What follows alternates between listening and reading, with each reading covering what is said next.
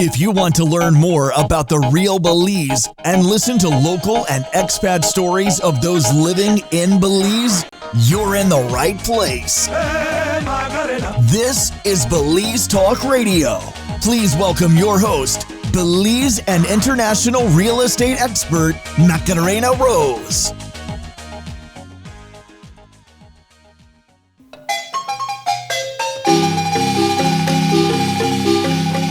Hello, it's Macarena from Belize Talk Radio, and where are we today? Well, we are in San Ignacio, Cayo District, and we are here with Karla Pinelo, who is actually the liaison of the House of Culture. The cultural liaison, right? Cultural liaison. Yeah. So that's really impressive to me because I was speaking with my friend Jamal earlier, and Belize is such a mixture of different cultures. We don't just have one, right? In one definition of going, this is what a Belizean is. And I love that because we are accepting of different cultures because we're made of different cultures. So please share with our viewership who we are here with today.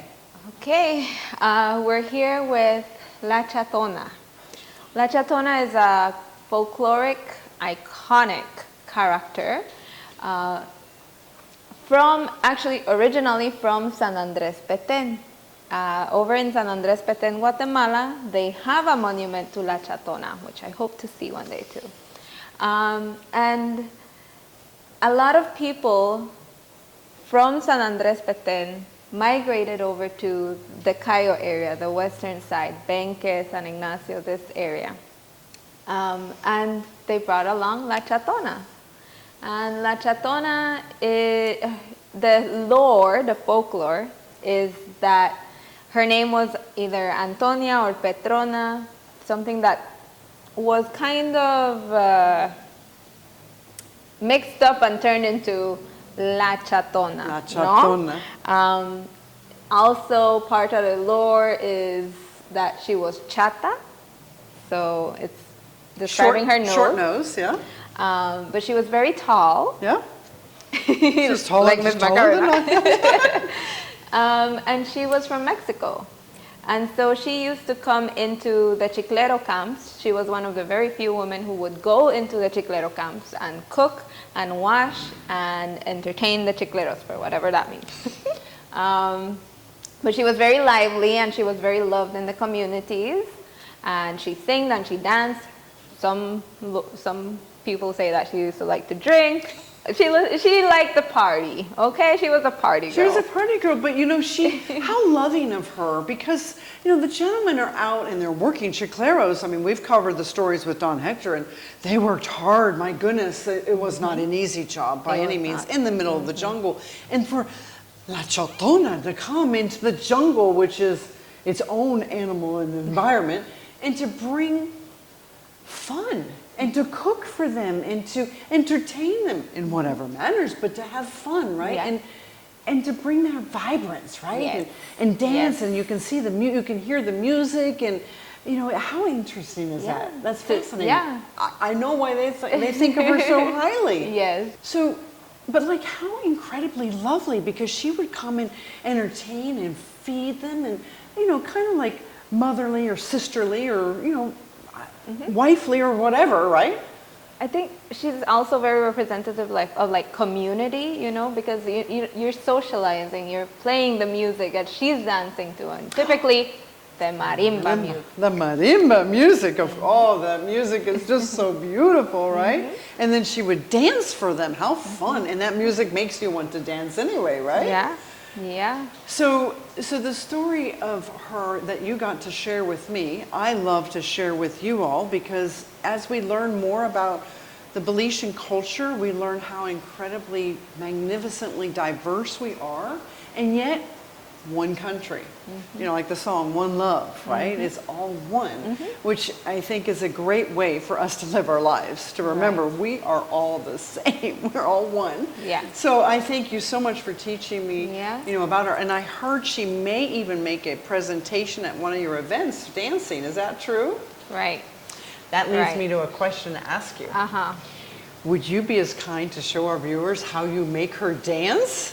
Okay, but before I make her dance, Okay. let me tell you a little bit more. Oh, good. I want more. So typically, it's a man who gets under her to dance her, typically. Oh.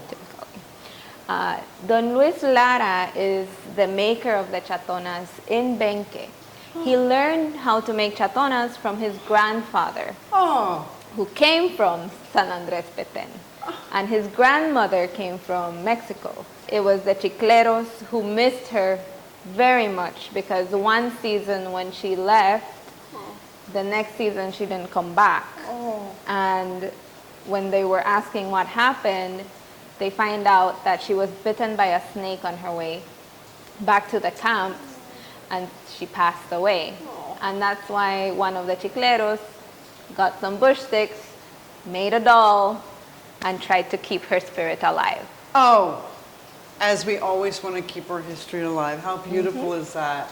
Thanks for sharing that more, for sure. And now I can get under her. Okay.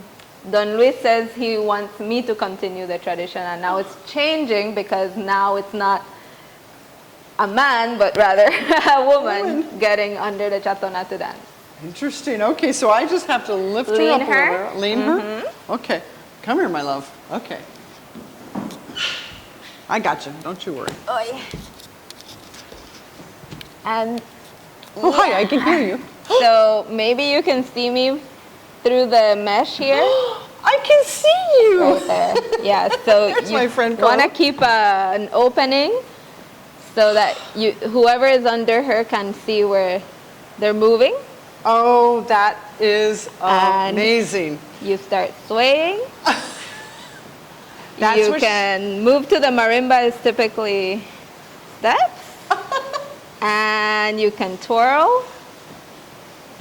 And you can try to catch people with your arms. Wow, you're good. Not Chatona, you're good. That is fascinating. In the marimba music, can I go play the marimba over here? Okay. Wow.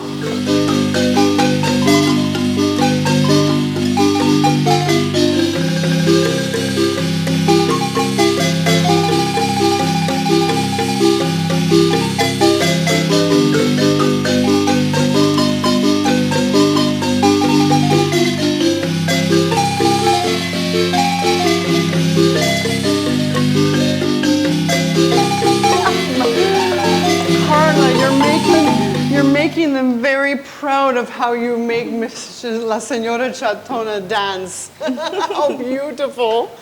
All right, let me help you out of here.